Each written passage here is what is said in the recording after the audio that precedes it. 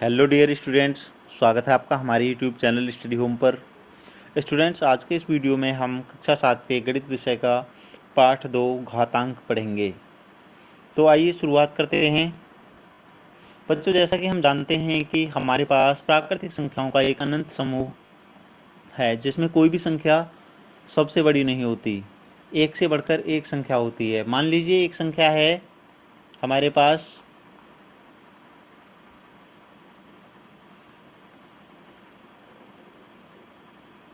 मान लीजिए ये कोई संख्या है। क्या हम इसे आसानी से पढ़ सकते हैं? या फिर हम कहें कि पृथ्वी का द्रव्यमान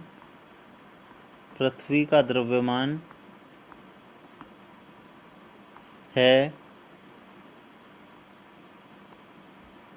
59722 और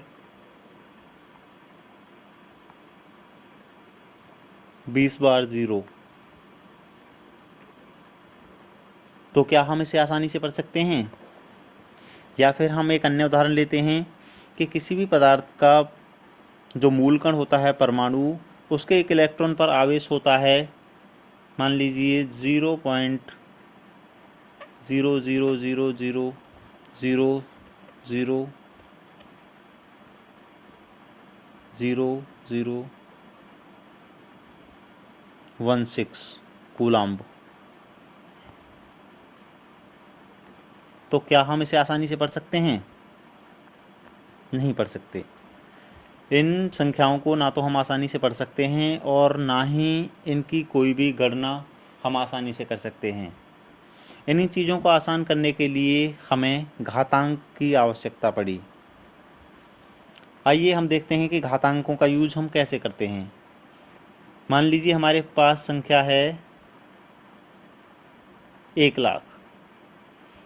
1 लाख को हम देख सकते हैं कि इसमें 5 जीरो हैं, तो हम इसे लिख सकते हैं 10 गुणा 10 गुणा 10 गुणा 10 गुणा 10, यानी 10 की गुणा 5 बार। तो और इसको हम घातांक रूप में लिख सकते हैं 10 की घात 5। 10 की घात 5, इसको हम इंग्लिश में 10 टू द पावर 5 कहेंगे। 10 की घात 5 या 10 टू द पावर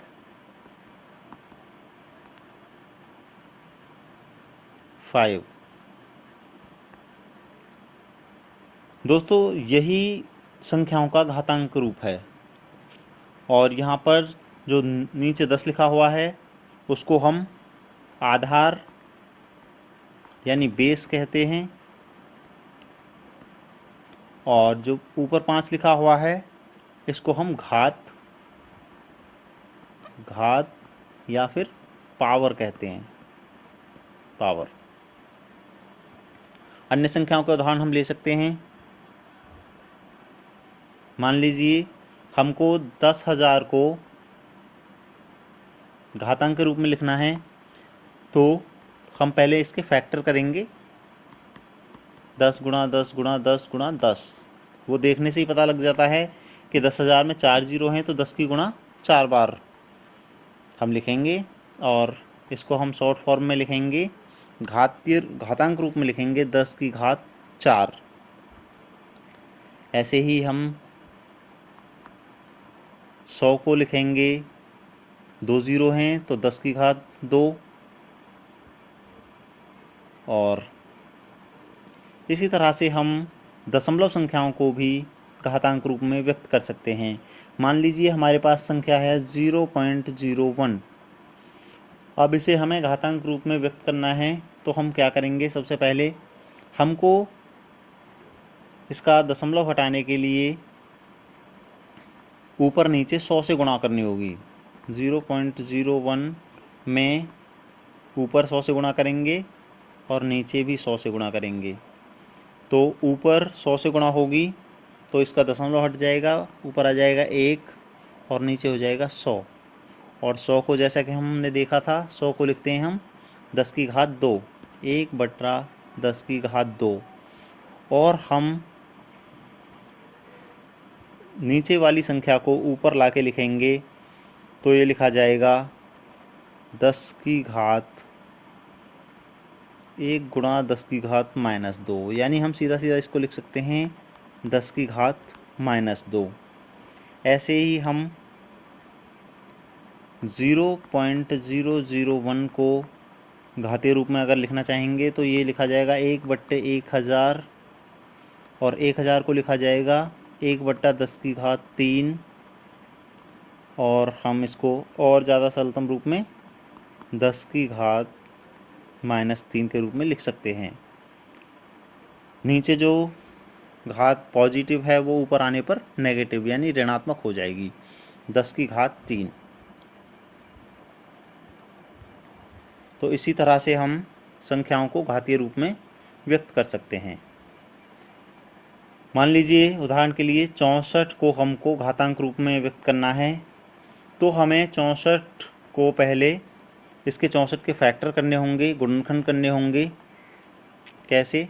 ये 2 से डिवाइड होगा, 2 से 32 बार, फिर 2 से 16 बार, फिर 2 से 8 बार, 2 से फिर 4 बार, 2 से 2 बार और 2 से 1 बार।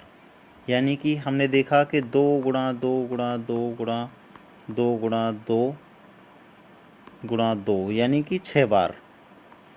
यानी हम इसको लिखेंगे 2 की घात 6।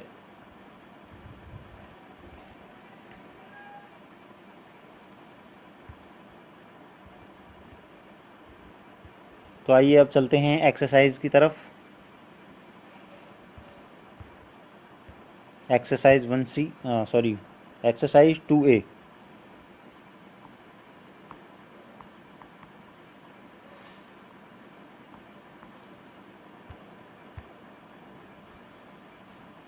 पहला सवाल है -2/3 यानी -2/3 की घात 5 का मान है, इसका मान बताना है।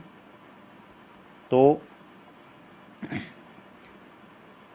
हम देख सकते हैं कि इसकी घात 5 है, तो इसको -2/3 को गुणा में 5 बार लिखा जाएगा। इसकी 5 बार गुणा होगी -2/3 की।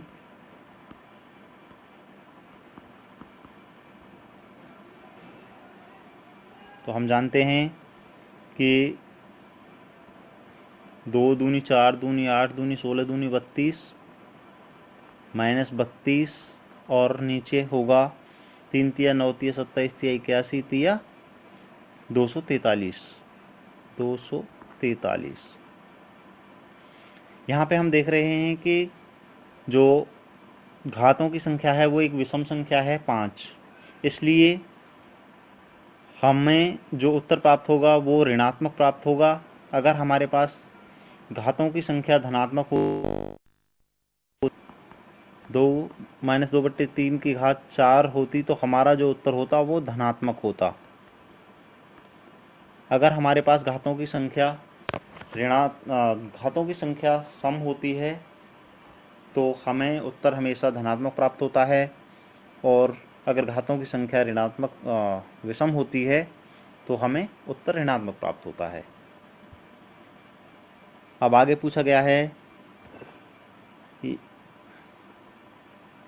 3125 को घातीय रूप में लिखना है, घातांकीय संकेतन में लिखना है, घातीय संकेतन में। तो कैसे लिख सकते हैं हम 3125 को घातीय संकेतन में? हमको पहले इसके गुणनखंड करने होंगे।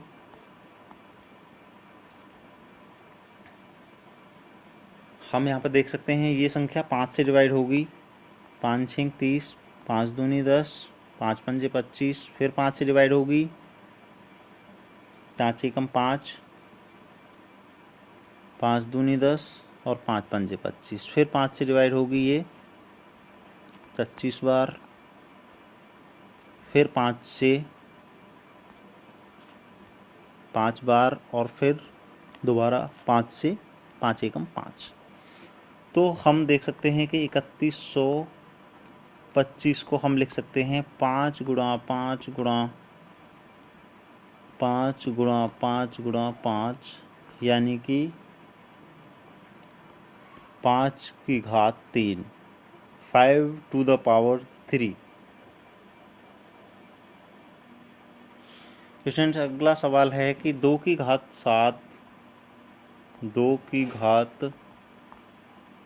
7 का मान क्या है। ये हमको बताना है कि इसका मान क्या है। हम इसको 2 की घात 7 को इस तरह से लिख सकते हैं, और 2 की घात 7 का मतलब है कि 2 की आपस में 7 बार गुणा।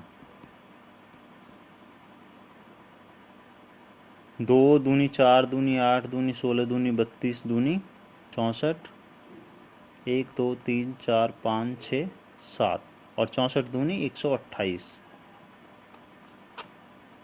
यानी कि 2 की घात 7 का मान होगा 128।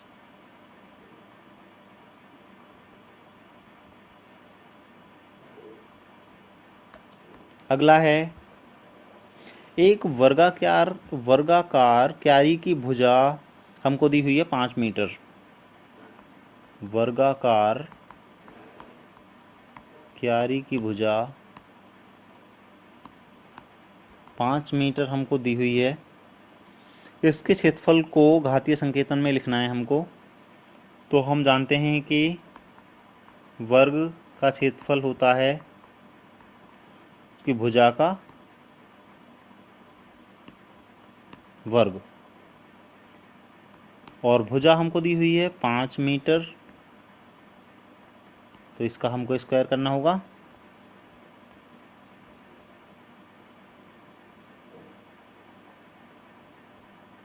तो हम देख सकते हैं यहाँ पर 5 का स्क्वायर होगा और मीटर स्क्वायर में ये लिखा जाएगा। हमें ये घातीय संकेतन में ही बताना था, तो हम बस यहीं पे छोड़ देंगे। 5 स्क्वायर मीटर स्क्वायर इसका इस क्यारी का क्षेत्रफल होगा। अगला सवाल है, सरल कीजिए। सरल करना है हमको पहला 2 की घात 4 गुणा 3 की घात 2। इसको सरल करना है, इसका मान बताना है कि कितना मान आएगा इसका। तो 2 की घात 4 का मतलब है कि 2 गुणा 2 गुणा 2, यानी 2 की 4 बार गुणा, और 3 की घात 2 का मतलब है कि 3 की 2 बार गुणा।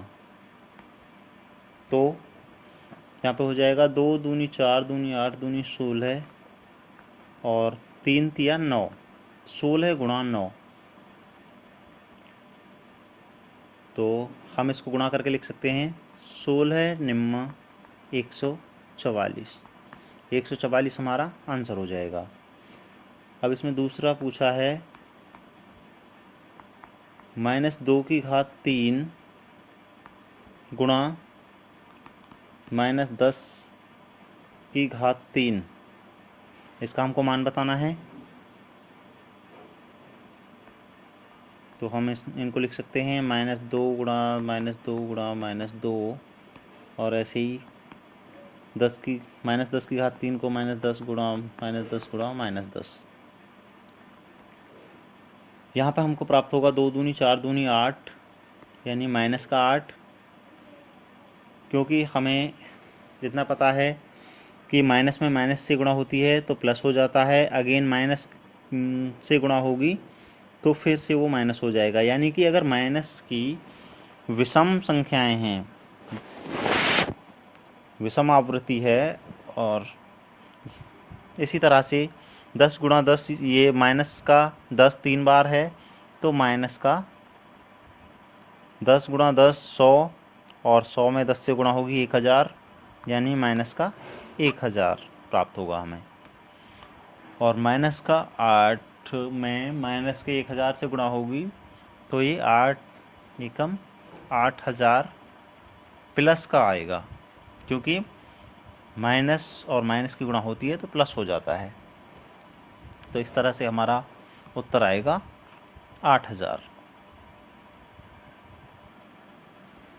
स्टूडेंट्स अगला और लास्ट सवाल है कि 15625 के अभाज्य गुणनखंड ज्ञात कर 15625 को आधार 5 पर घातीय संकेतन के रूप में व्यक्त कीजिए।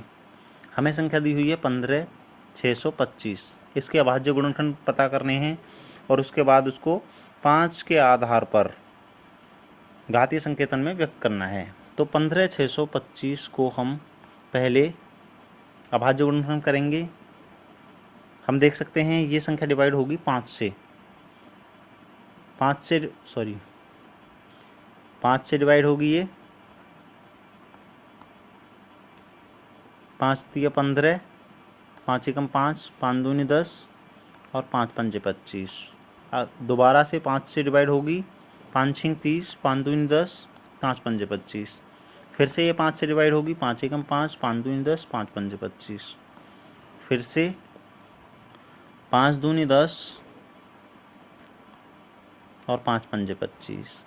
फिर से 5 से डिवाइड होगी, 5 पंजे 25 और 5 एकम 5। तो इस तरह से हम देख सकते हैं कि 5 1 2 3 4 5 6, यानी कि इसको लिखा जाएगा 5 गुणा 5 गुणा 5 गुणा 5 गुणा 5 गुणा 5, यानी 5 की गुणा 6 बार। तो हम इसको लिख सकते हैं 5 की घात 6। 15,625 को लिखा जा सकता है 5 की घात 6 के रूप में। ये हमारा आंसर होगा। तो स्टूडेंट्स, आज के इस वीडियो में इतना ही। हमारा ये वीडियो देखने के लिए धन्यवाद। अगर आपको ये वीडियो अच्छा लगा हो तो आप इसे लाइक करें और अपने दोस्तों के साथ शेयर करें। धन्यवाद।